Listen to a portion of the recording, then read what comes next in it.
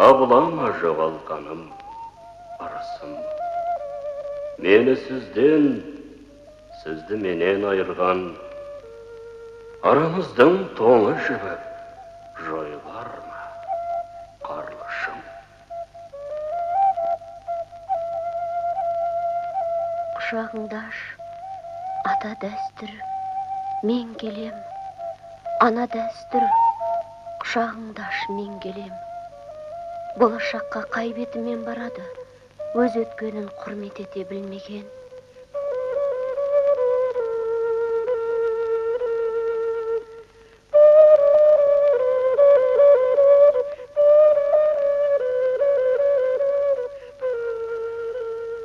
Сәл іркіліп, өткенге көз жіберген ұрпағым. Наурыз деген жаңа қоныс, жаңа күн. Ескі жылмен қоштаса дел бүгіні. Қол алысып достаса дел бүгіні. Игіліктің басы деп білет бүгінді ел. Ауыртпалықтың соңы деп білет бүгінді ел. Жаз бен қыс, күн мен түн теңелер. Наурыз күні бай мен кедей, хан менен құл теңелер. Ұлы теңдік табиғат пен адамда болса ғана өсу болар әмәнді. Наурыз деген жаңа жұртқа көшу, яғни жаңару. Наурыз деген уыз ішіп, аппақ сүттей тазару.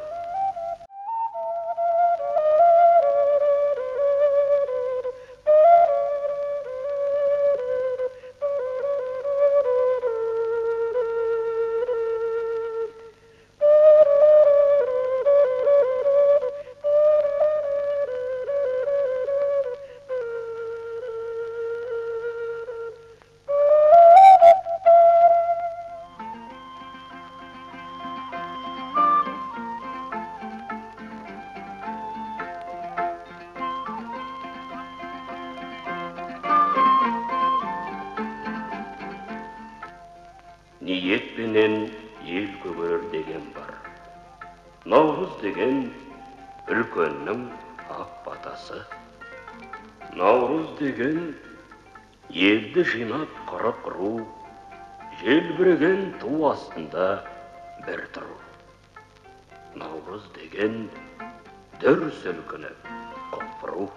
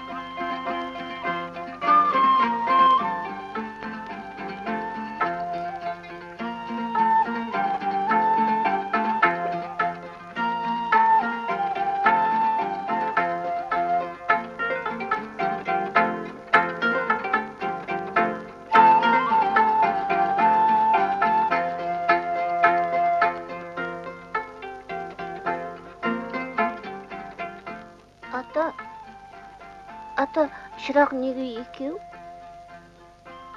Қызыр түні осылай қос шырақ жағылады. Жалғыз шала сәуле болмас, жалғыз шырақ тәуге болмас деген сөз бар балам. Балам, ұйықтама.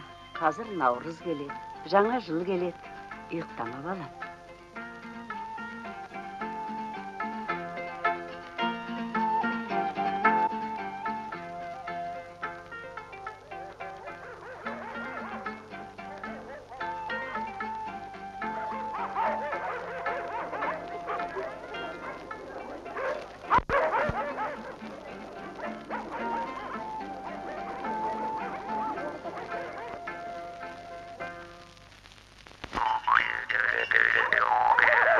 Nauruz geldi. Жастар асау тайыншаға жанды қуыршақ мінгізіп, малды үркітіп, иттерді шулатып, елді ұйқыдан оятып, мерекені бастайды. Бұл жыл басы. Кең дала ұйқысынан оянады. Ел бүгін Қыдыр түнін, Наурыз таңын қарсы алады.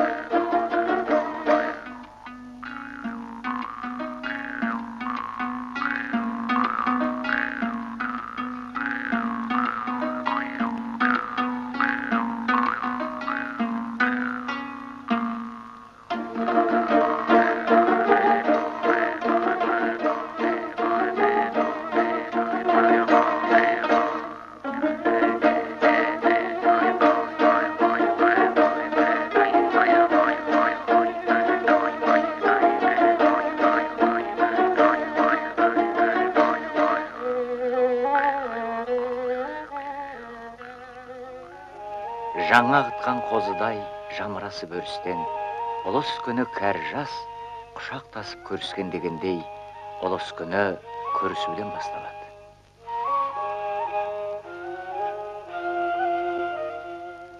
Армысың қайрымды күн ана, кеудесі түкті жер ана жарылқай көр, ел жұртыма құттарыд. Халық жерге де, суға да табынған.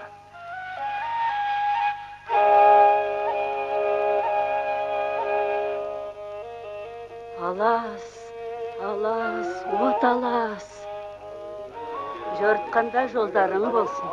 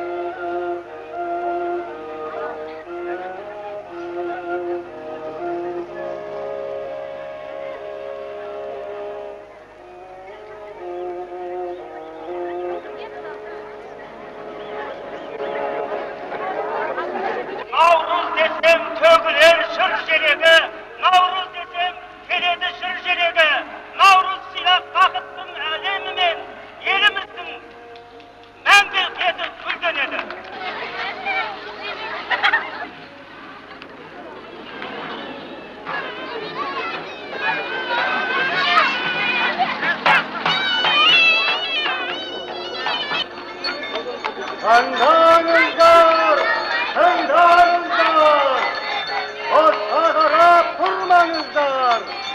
Navruz toyu başlandı, kızıktan kız kalmanızlar. Ata salsın babamın alıp geldi ulus gün. Bir anadan tuğanday, bir yadan ıskanday, bir asmanın astında, bir dastarkan basında. Gereke birlik olsun dep, salt dasturmen sarasa, hayta vurup zanaşa, jarısa öner görsetip, toy toylayıp tamaşa.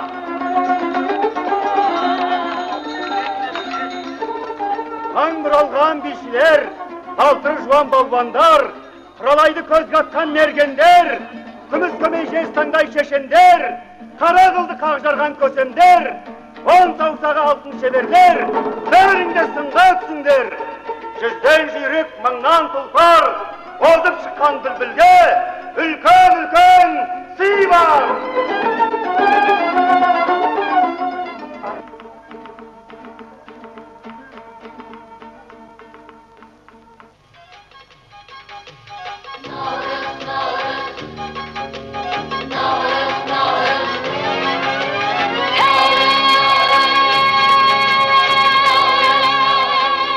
Наурыз мерекесі елдің өмір салтына айналғаны жөніндегі тарихи деректер бойынша, Наурыз деген сөз парсы сөзі. Ол жаңа күн деген сөз. Бірақ Наурыз мерекесін қарсы алу парсы халқының еншісі емес. Ол көшпенділердің тарихи болмысынан өте көнеден басталған, олардың өмір салтымен сабақтас мереке. Біздің ел бұл мерекені ұлыстың ұлы күні дейді. Ұлыс дегеніміз мемлекет деген сөз.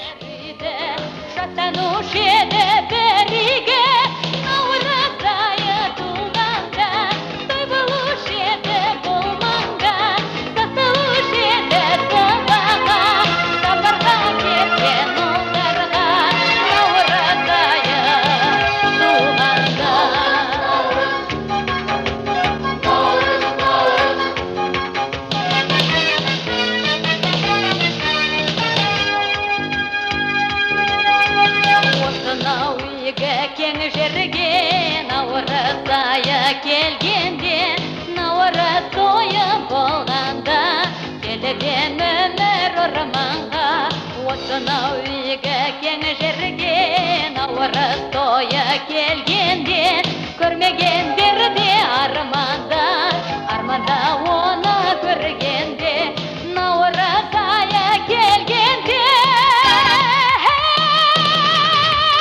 наурыз айы туғанда, той болушы еді бұл маңда, сатылушы еді сыбаға, сапарға кеткен ұлдарға, наурыз айы туғанда.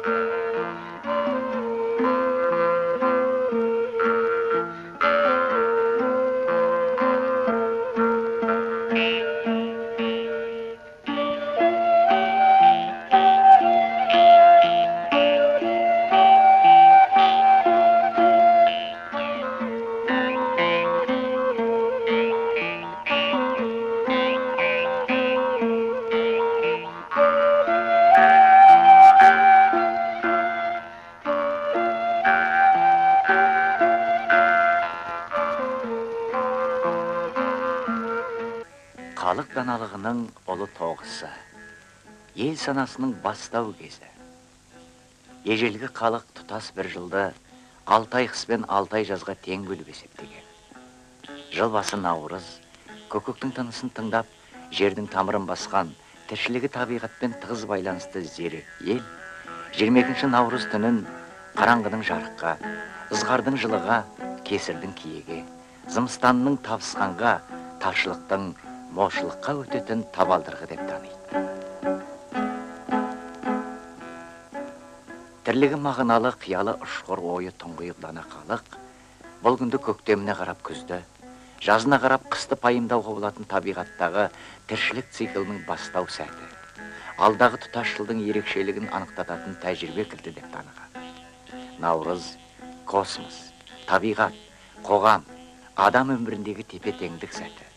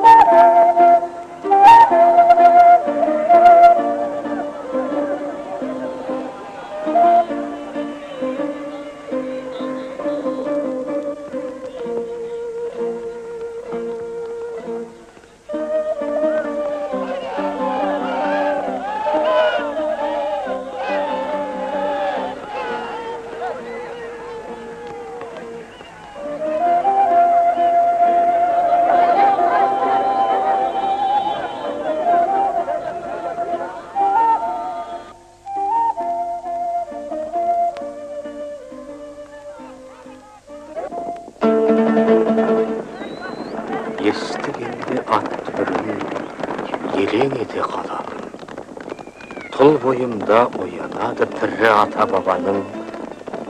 Естігенде ат дүбірін суып қалған қазақ қаным тулайды. Құлағымда көшпелінің ұрандары шулайды. Естігенде ат дүбірін қазақ болып оянам. Естігенде ат дүбірін жанды қайда қоялам. Естігенде ат дүбірін тұлпар болғым келеді. Шырқап ұшар көктегі сұңқар болғым келеді. Бұл өмірде жабы емес, жүйрік болып өнерлі, сұлулыққа мәңгі іңкәр болғым келеді. Естігенде ат дүбірін түскім келер егеске, ие болып бәйгіге шыққым келер белеске. Естігенде ат дүбірін жігер отым маздайды, бойға симай күш қайратым тартыс тілеп қостайды. Ей заман-ай, сенде кеткен көп есесін ерімнің, қайтаруға будым бекем белімді.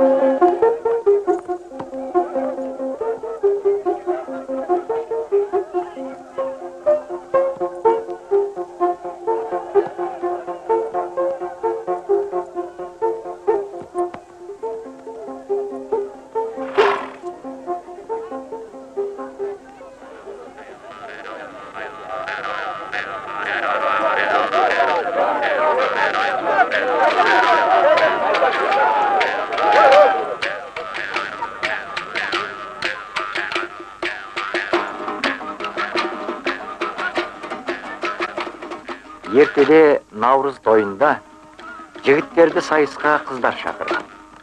Шарт бойынша егер жігіт жеңсе, сол қызға үйленуге қақы болған. Ал қыз жеңсе, жігітке өз қалауын орындатқан. Олардың той шығынын халық өзі көтерген. Халық даналығы жолы жіңішке қыз баласына өз қалауын еркін білдіру үшін қыз қуу сайысын ойлап тапқан.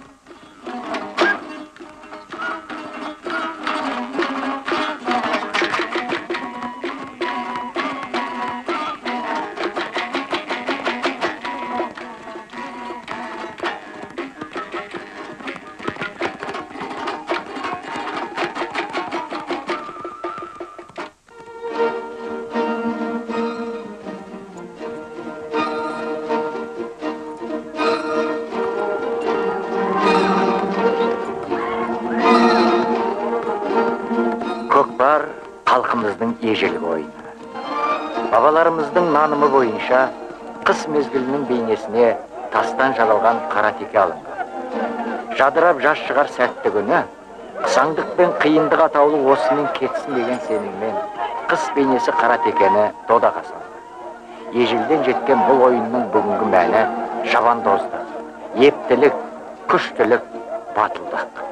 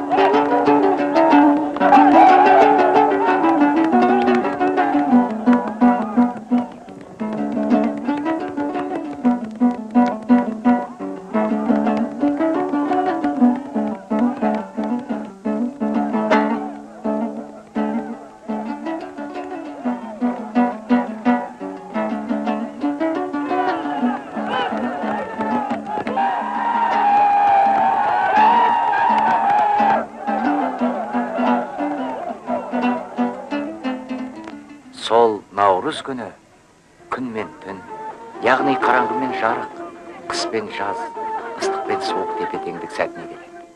Осыған сәйкес Наурыз тойы жаратылысты құрушы күштердің алдымен табиғат пен қоғамның, екіншіден ел мен елдің, үшіншіден қоғамдағы әлеуметтік топтардың тепе-теңдігінің сақталуын талап етеді. Жер үстіндегі елдердің ұлы халықтар мен кіші халықтардың арасындағы тепе-теңдік сақталған жағдайда ғана бейбіт өмір болады.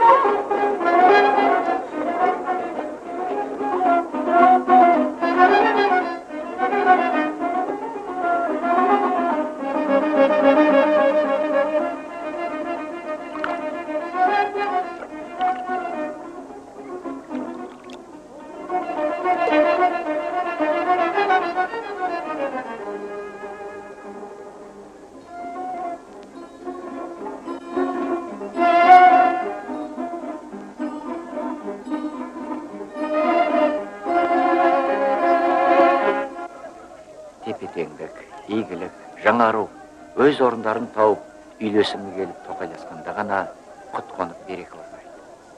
Сол себептен Наурыз тойында ағыл-тегіл молшылық болсын деп, Наурыз көже ішіледі.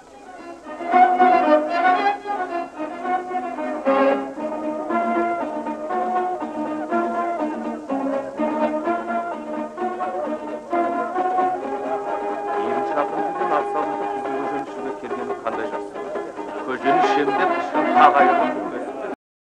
Тырсиып кетіпті мүлде. Олардың жетмесін деп ойлаймын. Үш тағыз. Ғазиза, тағы үйттерін.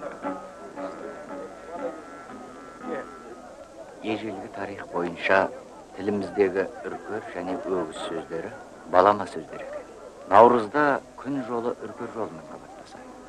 Наурызда сойылған өгіз қыс пен қысаңдықты жерге ала батып кететін үркер өгіздің нышаны. Бұл күннің құтыдарысын балаларым дегені. Халық топ-топ болып ауыл-ауылға қыдырып жүреді. Неғұрлым көп үйден дәм татса, соғұрлым сол жыл ырысты болады деп есептеледі. Мереке дастарханына көк өгіздің етінен пісірілген бел көтерер 7 дәннен жасалған Наурыз көже ғана емес, ұлттық тағамдардың бәрі құйылады. Дастархан байлығы да ел молшылығына бағышталады. Ұлыс күні алдыңа келсе атаңның құнын кеш, жақсылыққа жақсылық жай адамның ісі, жамандыққа жақсылық ер адамның ісі, таспен атқанда аспен ат деген нақылды сөздерді өзек етіп, дос жаран, араға жік түскен бауырлас ел рулары бір дастарханнан дәм татады, табысады, ел бірлігін күшейтеді. Илләй-яумин. Таң мезгілі болғанда, Наурыз күні туғанда, берекелі құт болып қыдыр келіп дарығай. Қазақ деген халықтың келешегі сендерсің. Ата-баба әруағы қысылғанда дем берсін.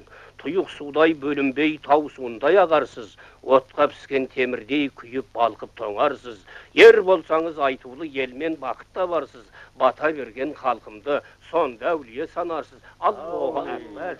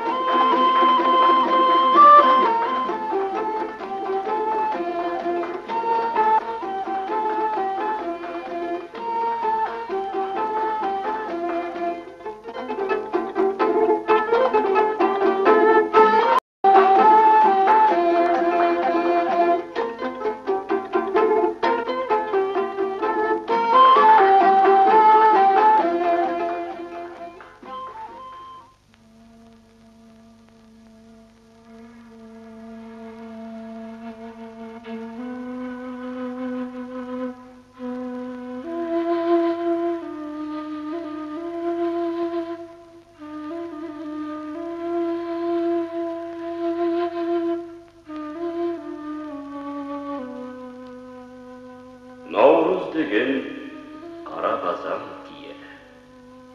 Қара қазан қасиетті халқымның елін сүйген отына бас иеді. Қара қазан қайнар көзі салттыңның.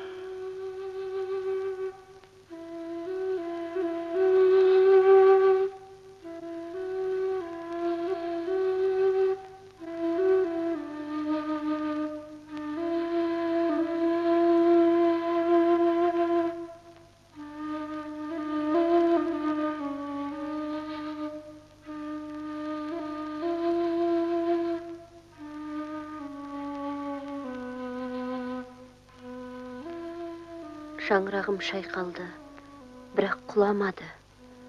Қазаным ортайды, бірақ таусылмады. Отым да өшіп барып жанды қайта. Үнім де өшіп барып шықты қайта. Қыдыр ата, куәгерлік өткен менен кеткеннің, біз үстіне шыққан кезде бір тарихи өткелдің арамызға келмедің сен бекерге. Қалай екен жас ұрпағым деп келдің. Жас ұрпақпын. Мен түзейін болған барлық қатемді. Қыдыр ата, беріп кетші батаңды. Жерім толған ел ет. Ел азайып кетіпті. Елім толған мал ет. Мал азайып кетіпті. Шалқар теңіз мол сулы көл азайып сөзге шешен халқыңның тілі азайып кетіпті. Тілін қоса халқыңның дін азайып кетіпті.